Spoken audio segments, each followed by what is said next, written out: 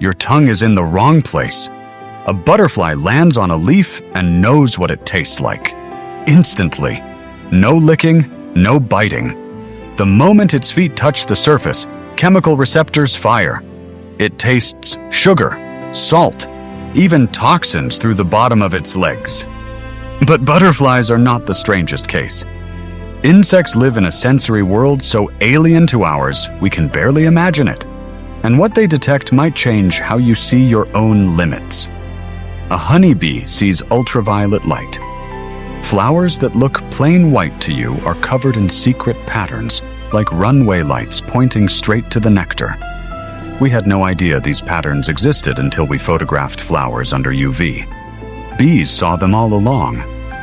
Mosquitoes detect the carbon dioxide you exhale from over 100 feet away. Every breath you take is a beacon. They follow it like a trail of smoke, locking onto you before you ever see them. Even your body heat shows up on their sensors like a warm glow in the dark. But the strangest sense might belong to the moth. Some moths can hear ultrasonic frequencies. Bat sonar. A bat screams into the darkness, and the moth hears it coming. It folds its wings, drops out of the sky. A deadfall straight down. The bat misses.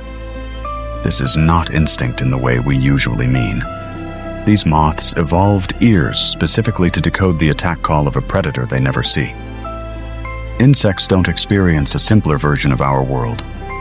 They experience a different one.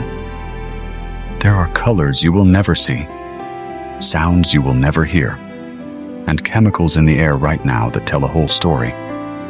To something with 6 legs and a brain smaller than a grain of rice.